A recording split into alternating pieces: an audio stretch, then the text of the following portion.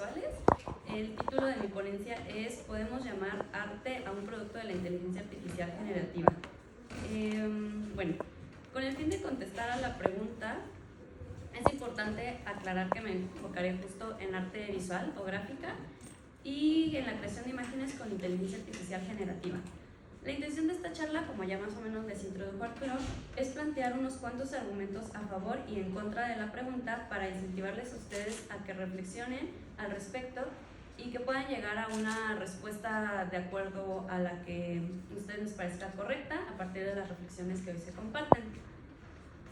Para llevar a cabo una exposición más amplia, ya por la diversidad de la misma IA y de la percepción del arte, me ayudo de diferentes autores de diferentes tiempos y diferentes percepciones sobre la obra de arte para poder ofrecer un panorama diverso al respecto y englobar varios puntos en el debate. Dichos autores serán Walter Benjamin a través de Tatiana Staroselsky, Kant a partir de Sánchez Vázquez en su antología sobre estética y Jean-Louis Dioté en su texto ¿Qué es un aparato estético? Entonces, en primer lugar, les voy a compartir una breve definición de lo que es la inteligencia artificial, que en adelante llamaremos IA. John McCarthy, el informático que introdujo dicho concepto, la explica como la ciencia e ingeniería de hacer máquinas inteligentes, especialmente programas informáticos inteligentes. A pesar de que la historia de la IA se remonta a 1956, es solo en los últimos años que ha ganado gran importancia por su incorporación en procesos tanto en empresas y compañías como en el ámbito académico e institucional como el nuestro. De ahí la importancia de estudiar su relación con diferentes áreas. Y bueno, específicamente la inteligencia artificial generativa se trata de escribir una instrucción detallada que la herramienta usará para generar opciones de imágenes basadas en la descripción, que es en la que me voy a centrar. Entonces, les voy a compartir 5 argumentos a favor y 5 en contra. Vamos a irlos viendo al mismo tiempo, uno a favor, uno en contra, y voy a desarrollar un poco para que podamos como ir asentando las bases del debate. Entonces, el primer argumento a favor de que sí puede llamarse arte es a partir del texto de ¿Qué es un aparato estético?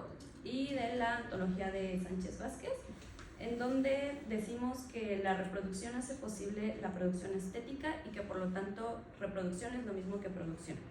¿A qué me refiero con esto? Y surge la pregunta de ¿no es también eso lo que hacen los artistas? Aprender de otras corrientes y unificarlo en una nueva propuesta hecha por ellos. Reproducen lo que ha sido producido por otros artistas. Es como si tomaran una parte de la técnica de un artista, otra de el tipo de corriente de una vanguardia, de lienzo, etc. Y es como si hicieran una especie de alebrije a partir de obras de artistas pasados a ellos. Y sobre todo, bueno, considerando el momento histórico en el que nos encontramos, después de muchísimos miles de años de producción artística por parte de la humanidad, es un poco difícil que nos imaginemos una innovación total, que alguien nos presente algo nunca antes visto, porque se han ido asentando bases desde muchísimo antes. Entonces, bueno, la cita como con la que se sostiene el argumento es que el artista se encuentra con un lenguaje artístico y una técnica ya establecidos, de manera que solo tiene que manejar este material dado para la realización de su intuición personal. Por su parte, el argumento en contra de que no puede llamarse arte es que el arte va más allá de cómo y dónde se plasma, más allá de su medium, entendiendo al medium como los medios que al mismo tiempo son su misma finalidad, que no solamente son como por ejemplo una silla, que es para qué, para sentarse y hasta ahí, ¿no? Sino el medium es cómo se relaciona el artista con lo que está a su alcance para llevar a cabo su obra. Y además el medium es relativo, está determinado por circunstancias históricas y será diferente en cada sujeto.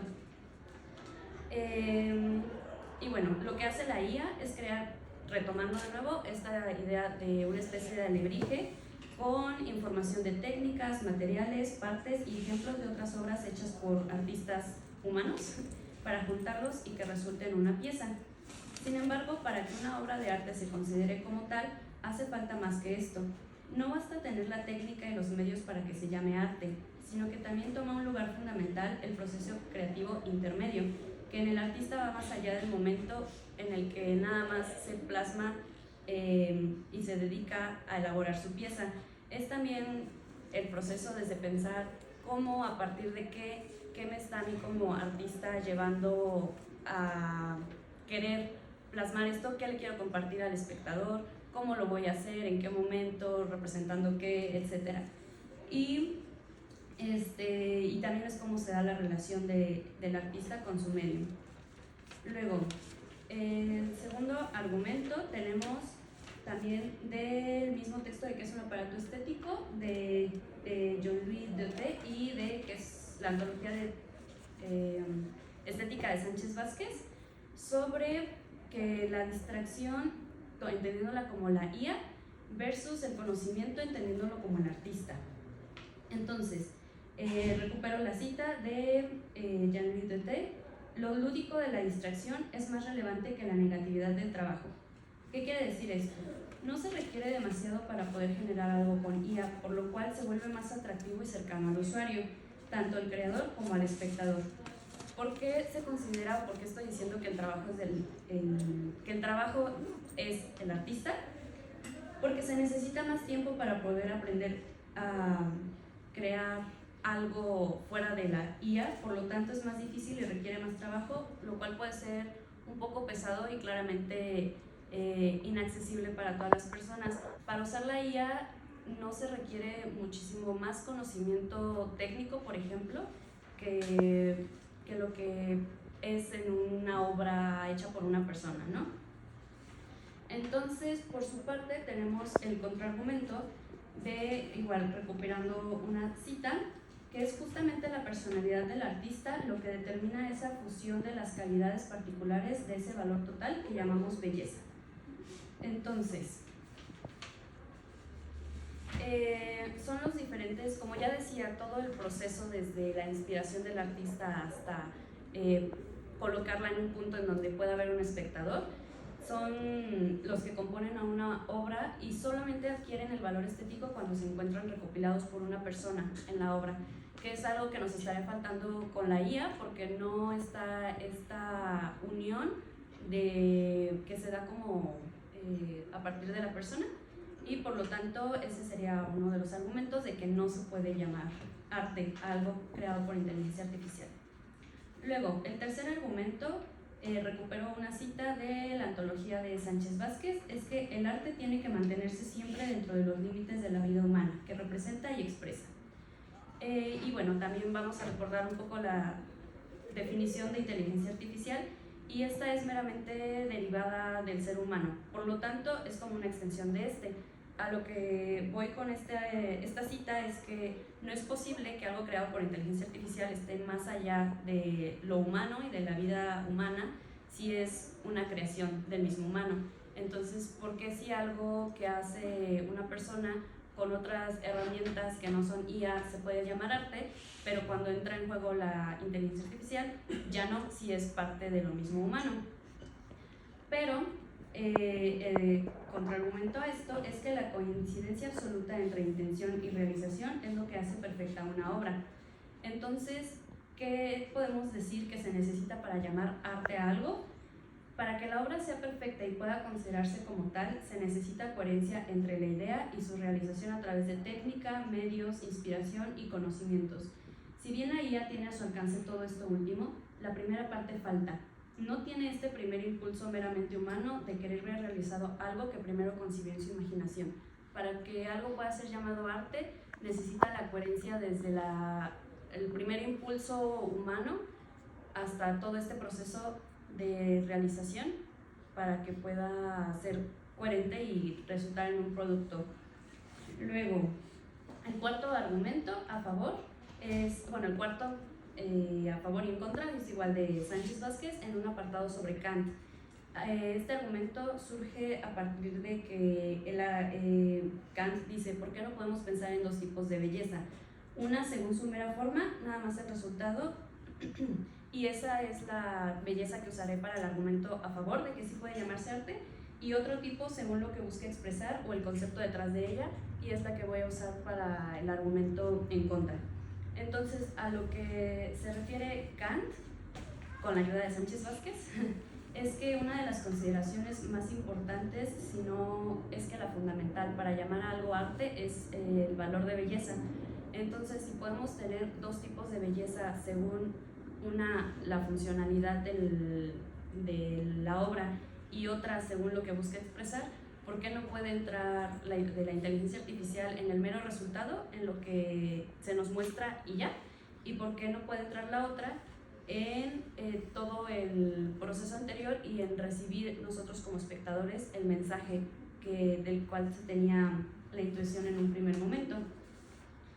Luego, el último argumento es el primero, que la IA es más accesible que una educación artística, por lo cual el arte sale del círculo de la élite.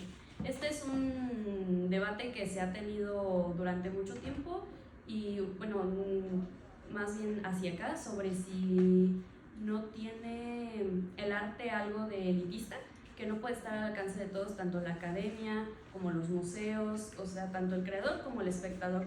Entonces la inteligencia artificial, al ser muchísimo más fácil de manejar y de nosotros encontrarnos, por ejemplo, en internet, una creación se sale de ese momento que solo estaba dedicado a un cierto círculo de personas. Y esta idea la retomo del problema de la estetización de la filosofía de Walter Benjamin a partir de Tatiana Staroselsky, en donde nos comparte que estamos en un momento histórico en donde no vemos como un problema no tener expectativas y experiencias. Por lo tanto, si no hay problema en no tener un gusto estudiado y que el arte no sea una parte fundamental de nuestra sociedad, entonces no debe haber problema, tampoco con que consumamos productos de IA como arte. Si se tenía antes este renombre de que el arte era algo muy exclusivo y algo que solamente ciertas personas podían lograr,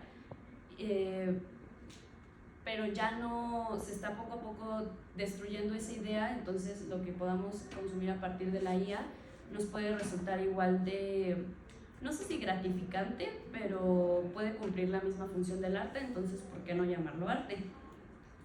Por último, el argumento en contra, y que me parece uno de los más importantes, recuperado de Benjamin, es que hay del aura. El aura es un concepto fundamental en Benjamin, que es como la presencia irrepetible, la forma tradicional de la obra, la unicidad y la autenticidad. El valor original de la obra se debe a su presencia irrepetible. La reproducción mecanizada de la obra de arte modifica la relación de las masas con el arte al emplear el círculo de difusión de las obras. Por lo tanto, solo con el aura es posible una experiencia estética original. La presencia masiva, que es la inteligencia artificial, por lo mismo que les comentaba de que resulta más accesible, versus la presencia irrepetible del artista, de este único creador y la única obra que él va a presentar a partir de cada emoción, cada técnica, etc. Pero como que de ahí surge otra vez un argumento a favor de la IA, que es lo mismo sobre la irrepetibilidad. Cada imagen proporcionada por una IA puede tener muchísimas variaciones y es prácticamente imposible que dos imágenes sean iguales, a pesar de representar el mismo estilo, referencias o inspiración, e incluso las instrucciones. Si tú en un programa de inteligencia artificial generativa le pides que te dibuje una escena de un caballo en una montaña mientras llueve, te va a dar 5 opciones de base, y a partir de esas 5 opciones, si tú le pides más y más y más, es prácticamente imposible que te dé la misma imagen más de una vez. Entonces no se conserva ahí el punto de irrepetibilidad del aura de la que nos hablaba Benjamin. Entonces, si tampoco se da esta irrepetibilidad, ¿por qué no considerarla arte? Y bueno, con eso voy terminando. Concluimos esta charla y bueno, espero que más allá de haber obtenido una respuesta dada y que yo les diga sí, piensen esto o no, piensen esto por tal, el objetivo es que hayan podido reflexionar al respecto y que les surja la curiosidad sobre el tema para que ustedes puedan seguir investigando al respecto y que la próxima vez que se encuentren frente a una guía, si es que pueden distinguirla, porque eso pues, es otro tema que nos puede dar para mucho, pues pregúntense, ¿es esto realmente arte? Y bueno, para cerrar, les comparto una frase que dijo ayer un profesor de la Facultad de Química con el que estoy haciendo mi servicio social. nos dijo, aprovechemos que seguimos siendo inteligentes y no artificiales todavía. Y eso es todo por mi parte. Gracias.